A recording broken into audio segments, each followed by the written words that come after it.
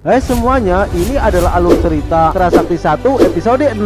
Di episode kali ini menceritakan Panglima Tianfang yang berkali-kali reinkarnasi jatuh ke jalur hewan babi, maka terlahirlah sebagai Cut Patke yang akan menjadi pengikut biksu untuk mengambil kitab suci ke barat, dan juga Raja Naga yang membuat kesalahan hingga dihukum pacu oleh Kaisar Langit. Namun karena roh naga tidak tenang dan mengganggu Kaisar, akhirnya Biksu Tong Sangco membantu mendoakan agar roh naga itu tenang dan tidak mengganggunya lagi. Bagaimanakah kisah selengkapnya? Mari kita simak setelah pesan-pesan berikut ini.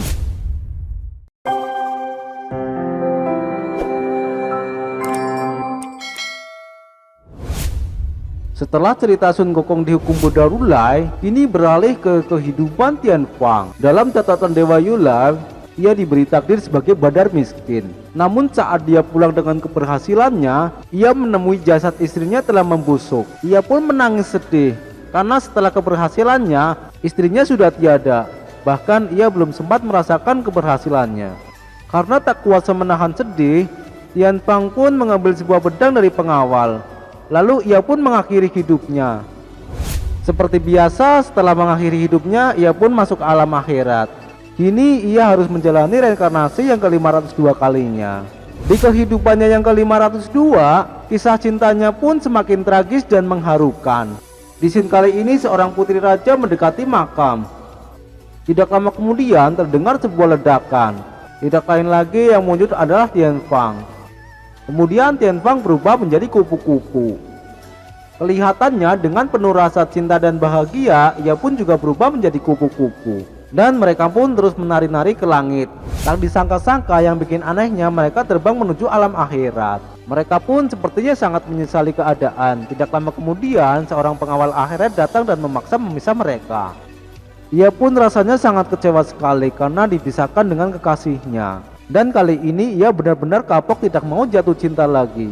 Penguasa akhirat pun menegaskan kalau sisa reinkarnasi Tianfang sisanya 498 lagi. Tetapi kali ini dia sudah sangat menderita dan ia pun tidak mau reinkarnasi. Hingga kini ia pasrah, lebih baik dimasukkan ke neraka saja. Namun sayang permohonan Tianfang tidak terwujudkan karena itu semua adalah suatu keputusan dari langit.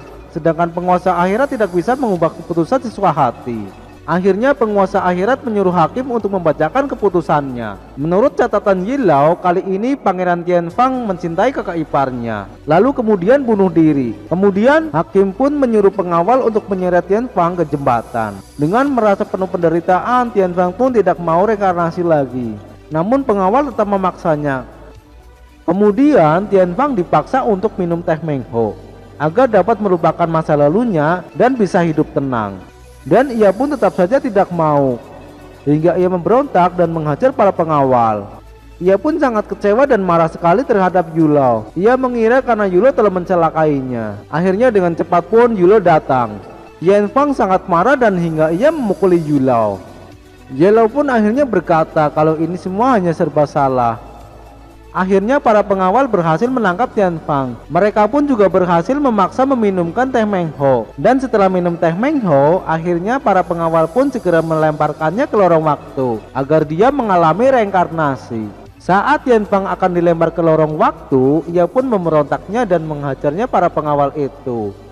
Saat ketika ia hendak kabur, ada salah satu pengawal yang memancal kakinya hingga ia terjatuh.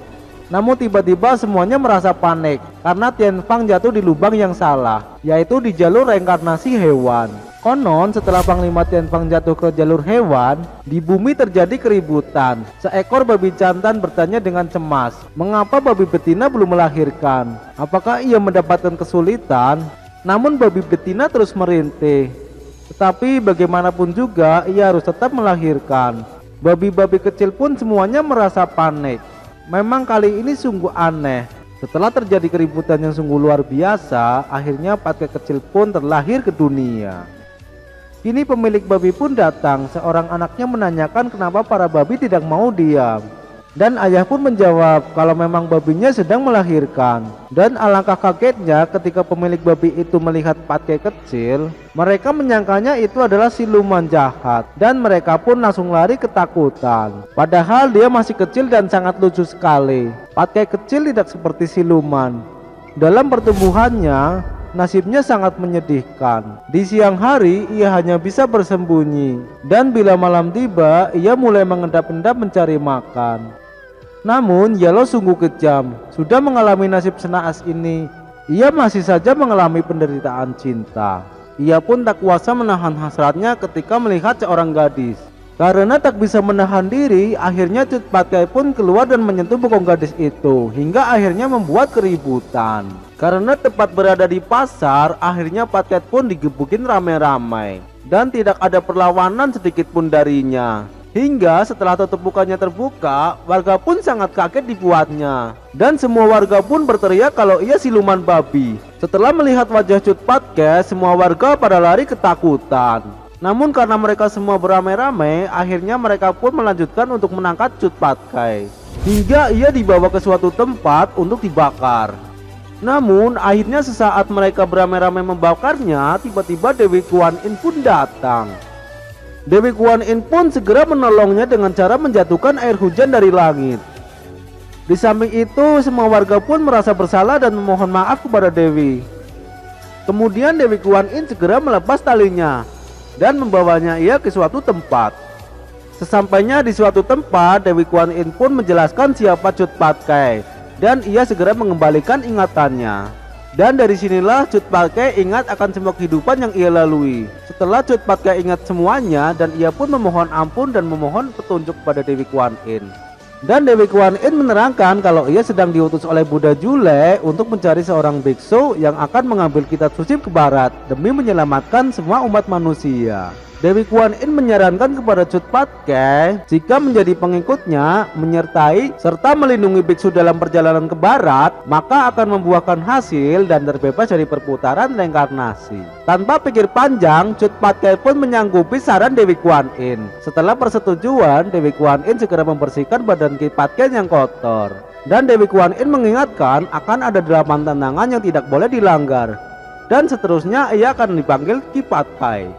Kini sekarang tubuh Cut Patkai sudah bersih dari semua luka-luka. Namun ia menyadari kalau fisiknya yang buruk rupa, ia akan digebukin warga lagi ketika dalam perjalanan mencari biksu. Namun tidak usah khawatir, akhirnya Dewi Kuan Yin memberi keringanan, yaitu mengembalikan kesaktian Cut Patkai. Kini Cut Patkai sudah punya kesaktian lagi dan ilmu 36 sihir, sehingga ia tidak perlu lagi takut akan hinaan. Sekarang kita beralih ke tempat Sun Gokong. Ia yang sedang menjalani hukuman 500 tahun sudah tidak sabar lagi menunggu biksu untuk segera membebaskannya. Tiba-tiba saja Dewi Kuan Yin pun datang menghampirinya. Alangkah senangnya Sun Gokong setelah melihat Dewi Kuan Yin datang. Sun Gokong pun berteriak-teriak kencang seakan-akan dia mau menolongnya. Namun sayangnya Dewi Kuan Yin saat ini belum bisa membebaskan. Dia hanya menyampaikan pesan bahwa akan ada biksu yang datang dan menolongnya. Biksu tersebut datang dalam perjalanan menuju ke barat untuk mengambil kitab suci. Dan Dewi Kuan Yin menyarankan agar Sun Gokong menjadi pengikutnya dan melindunginya dalam perjalanan ke barat. Dan jika Gokong menyetujui saran Dewi Kuan Yin, maka ia akan terbebas dari segala penderitaan. Dan dengan senang hati, Sun Gokong pun mau menjadi pengikut Buddha serta melindungi biksu dalam perjalanan ke barat untuk mengambil kitab suci. Setelah Dewi Kuan Yin pergi meninggalkan Gunung 5 Jari yang memenjarakan Sun Gokong, kemudian beliau mencari biksu yang akan pergi mengambil kitab suci ke barat. Biksu ini berani dan sangat bijaksana. Nah, sekarang mari kita lihat apa yang terjadi di kota. Kaisar Tong Taichung merasa tidak tentram. Beliau memohon kepada 2 dewa penjaga pintu. Beliau nampaknya ketakutan kalau roh naga akan menuntut balas. Kemudian Yang Mulia menyuruh pengawal untuk menempelkan gambar dewa penunggu pintu. Dari sanalah cerita ini berawal dan diteruskan oleh orang-orang sampai sekarang. Kemudian Tong Taichung pergi ke tempat ketua untuk memohon pertolongan. Di sana pun ia menjelaskan semua kejadiannya. Di sana Yang Mulia juga bertemu dengan Tong Samchong. Dalam berterus terang, rupanya Kaisar Tong Taichung sedang diburu oleh roh naga. Ia pun merasa tidak tenang. Setelah ketua menanyakan masalahnya, kemudian Kaisar Tong Taichung menjelaskan semua berawal dari seorang peramal yang bernama Yun Song. Meskipun peramal itu diam, namun antrian di depan rumahnya begitu banyak hingga mengundang suatu kecemburuan. Saat tuan dan pelayannya lewat di sana, hati mereka bagaikan terbakar melihat keberhasilan itu. Saat mereka berhasil masuk setelah menerobos beberapa antrian, mereka berdua pun mulai membuat masalah dengan peramal itu. Kemudian tuan yang sombong itu menantang bertarung kepada peramal itu. Peramal pun bertanya bagaimana caranya bertarung. Kemudian si tuan yang sombong itu hanya menanyakan soal cuaca, besok mendung atau hujan. Kemudian dengan mudahnya si peramal itu bisa menjawab soal perkiraan cuaca besok dengan lengkap dan jelas. Kemudian si tuan yang sombong mengatakan kalau peramal jawabannya benar dan tepat sesuai yang dikatakannya, maka peramal itu dinyatakan menang. Namun jika peramal itu kalah atau meleset, maka peramal disuruh untuk memakai gaun dan bedak dan ginju untuk keliling kota. Sesuai persetujuan, maka si tuan yang sombong itu akan melakukan hal yang sama jika peramal itu menang. Dengan perasaan yang tenang, peramal itu pun menyanggupi tantangan tersebut karena dirasanya cukup adil. Dan dengan sombongnya, si tuan dan pelayan itu menganggap si peramal itu yakin akan kalah. Akhirnya mereka berdua menunjukkan siapa mereka sebenarnya. Dan ternyata tuan yang sombong itu adalah Raja Naga Sungai Jing yang mengatur segala cuaca.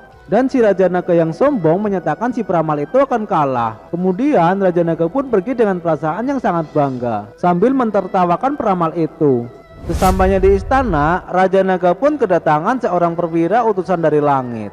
Kemudian perwira tersebut segera membacakan surat dari titah Kaisar Langit dan Raja Naga pun siap untuk mendengarnya. Surat pun dibacakan. Namun Raja Naga kaget setelah mendengar isi surat tersebut yang isinya sama persis seperti yang dibawakan oleh peramal kemarin. Setelah mendengar isi surat yang dibacakan oleh perwira, Raja Naga pun sempat panik dan bingung. Namun tiba-tiba si pelayan Raja Naga memberi ide yang sangat curang. Singkat cerita, Raja Naga pun kembali membuat onar di tempat sang peramal. Raja Naga pun menghina dan mengejek sang peramal itu. Namun sang peramal tetap tenang dan diam saja. Karena merasa dirinya menang, Raja Naga itu pun mengusir peramal itu dari tempatnya. Bukannya takut, peramal itu malah tersenyum dan mengatakan bahwa Raja Naga akan mati. Mendengar hal itu, Raja Naga pun kaget. Namun Raja Naga itu seakan-akan berusaha untuk tidak percaya lagi dengan peramal itu. Namun setelah peramal itu menjelaskan kalau Raja Naga telah mengubah cuaca dan melawan titah Kaisar Langit, mempersingkat hujan dan mengurangi airnya, itu sama saja menghina Kaisar Langit. Dan sekarang Kaisar Langit pun sedang mengutus orang untuk memacu kepala mereka. Kini Raja Naga sangat ketakutan setelah peramal menjelaskan semuanya. Hingga Raja Naga bertekuk lutut kepada peramal itu dan memohon pertolongan kepadanya. Kini Raja Naga telah mengakui kesalahannya dan ia pun memohon kepada peramal itu untuk segera menolongnya. Sayangnya peramal itu tidak sanggup untuk menolongnya. Namun Raja Naga tetap memohon-mohon kepada peramal untuk menunjukkan jalannya agar bisa tertolong. Akhirnya peramal itu memberi bantuan kepada mereka. Ia menjelaskan hanya ada satu orang yang bisa menolongnya. Beliau adalah Yang Mulia Tong Tai Chong. Merasa nyawanya terancam, Raja Naga pun menemui Kaisar Tong Tai Chong. Setelah Raja Naga bertemu dengan Kaisar Tong Tai Chong, ia pun terus memohon agar ia bisa menolongnya. Raja Naga memohon kepada Kaisar Tong Tai Chong agar dapat menahan Tuan Wei dalam mengeksekusi dirinya. Namun sayangnya Kaisar Tong Tai Chong tidak bisa menolongnya. Karena keadaan yang mendesak, Raja Naga pun berjanji dan bertobat akan memperbaiki hidupnya. Setelah mendengar Raja Naga mau memperbaiki diri dan mau berubah, akhirnya Kaisar Tong Tai Chong tersentuh hatinya dan ia pun berjanji segera untuk menolongnya. Meskipun Tong Tai Chong menyanggupinya, tetapi beliau tahu Tuan Wei akan mengabulkan keinginannya. Maka dari itu Tong Tai Chong mengajaknya ia main catur untuk menghalanginya ia naik ke kayangan. Kemudian tiba-tiba Tuan Wei pamit undur diri karena sudah sore. Tuan Wei juga berpamitan untuk menjalankan suatu tugasnya. Mendengar hal itu, Tong Tai Chong pun segera menahannya dan mengajaknya main catur lagi. Karena tidak berani membantah, akhirnya Tuan Wei mau menemani bermain catur lagi dengan Tong Tai Chong. Sebenarnya Tuan Wei sangat bingung karena sebagai seorang menteri, ia tak bisa melawan perintahnya. Kemudian Tuan Wei mendapatkan akal yang baik, yaitu berpura-pura tidur saat bermain catur. Rohnya pun keluar untuk melaksanakan hukuman kepada Raja Naga. Jika bukan karena ulahnya sendiri, Raja Naga pun tak akan mengalami nasib seperti ini. Kini eksekusi pun segera dilaksanakan. Sebelum dieksekusi, Raja Naga menagih janji Kaisar. Namun sayangnya sudah tidak ada tawar-menawar lagi. Eksekusi pun dilaksanakan, hingga akhirnya Raja Naga kehilangan nyawanya. Setelah menjalankan tugasnya, Tuan Wei pun terbangun. Kemudian Tuan Wei meminta maaf kepada Kaisar karena ia telah tertidur saat bermain catur. Namun tidak ada masalah bagi Kaisar karena Kaisar mengira Tuan Wei kelelahan. Kemudian Kaisar menyuruh Tuan Wei untuk pulang karena waktunya sudah sore. Namun tiba-tiba Tuan Wei berkata jujur kalau ia sudah melaksanakan tugasnya dalam mimpi. Mendengar hal itu, Kaisar pun sangat kaget. Malam harinya Kaisar mulai diganggu rasa takut. Sejak saat itulah Kaisar memerintahkan dua jenderal besar, Jing dan Wei, untuk menunggui pintu sepanjang hari. Rupa kedua jenderal itu pun sangat bengis hingga roh Raja Naga tidak berani lagi datang mengganggunya. Tapi bagaimanapun juga kedua jenderal ini adalah manusia biasa yang butuh makan dan istirahat. Akhirnya kedua jenderal ini pun roboh. Melihat keadaan ini, akhirnya Tong Taichung mengundang pelukis handal di seluruh negeri untuk membuat gambar dua jenderal ini dan menempelkannya di setiap pintu. Hal ini dilakukan untuk pencegahan, tetapi dendam naga terlalu dalam, sedang lukisan hanyalah kertas. Kini Yang Mulia pun terus memohon pertolongan kepada ketua, dan ketua hanya dapat membantunya dengan cara mengumpulkan biksu dan membacakan doa untuk mengusir roh naga. Namun dendam naga sangat dalam, tidak bisa dikaitkan dengan doa saja. Kemudian ketua menyuruh Tong Sancong untuk mengumpulkan seluruh biksu untuk menuju ke istana. Saat sedang mengumpulkan biksu, roh Raja Naga pun terus mengejarnya, sehingga Kaisar dan Tong Sancong lari menuju ke sebuah danau. Namun mereka tetap dihadang oleh roh naga tersebut. Saat mereka dihadang, roh naga pun marah dan menagih janji Kaisar. Namun Yang Mulia tidak bisa berkata apapun. Kemudian Tong Sancong tetap melindunginya.